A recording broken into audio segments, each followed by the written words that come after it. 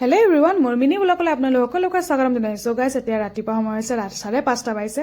এইফালে জুই জ্বলাই লৈছোঁ আৰু পুৰা ঝাৰু দি আছোঁ, মানে ঝাৰু দিছোঁ আৰু মাজে মাজে আহি জুই শেষ লৈছোঁ। আৰু বেটাক চাওকচোন, আজি সোনকালে উঠি লৈছে বাপেকৰ লগত। এইফালে জাবৰ জ্বলাইছে যে বাপেকে, সিও আনি ঢকুৱাখিনি দি আছে। এনেকৈ ইয়াৰ ৰাতিপুৱা আৰম্ভ হৈছে আৰু চাইছেনে ফূৰ্তি চাওক তাৰ এক্সাইটমেণ্ট। আমিতো ঠাণ্ডাত ক'ব নোৱাৰা হৈছোঁ।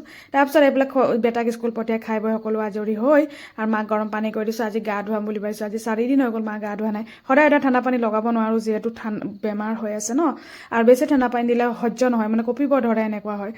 গৰম পানী কৰি দিছোঁ আৰু মাক এতিয়া ধুনীয়াকৈ গা ধুৱাই ল'ম। আৰু গৰম ৰ'দ মুখাও টান হয় যিহেতু, সেইকাৰণে গা ধুবলৈ সুবিধা হয়। এইফালে চাইছেনে গা ধুই পুৰা মাথাত একদম তেল লগাই আছে, নাৰিকল তেল। ভৰিয়াতে নহৰু তেল লগালে, যিহেতু নহৰু তেল লগোৱা হেবিট আছে সেইকাৰণে।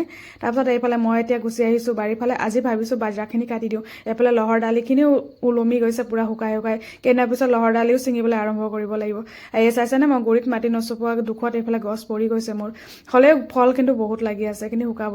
এয়া চাক বাজৰা শুকাই পিনি বগা ওলাই গৈছে। নিচিঙিলে মানে কি হয়, কেৰ্কেটুৱাই বহুত দিগদাৰ কৰে। কেইটামান 3টামান গছটো কেৰ্কেটুৱা খায়ে পেলালে। এইখিনি যদি মই কাটি নলওঁ তেতিয়াহ'লে মই এইখিনিও নেপাম। আৰু আপোনালোকে মোৰ ভিডিঅ'টো যদি লাইক কৰা নাই তেতিয়াহ'লে পটাপট লাইক কৰি দিয়ক। তাৰপিছত এইখিনি এতিয়া মই সেই বাজৰা যে খয় খাই বৰ ভাল পাওঁ গাখীৰৰ লগত, জানেনে?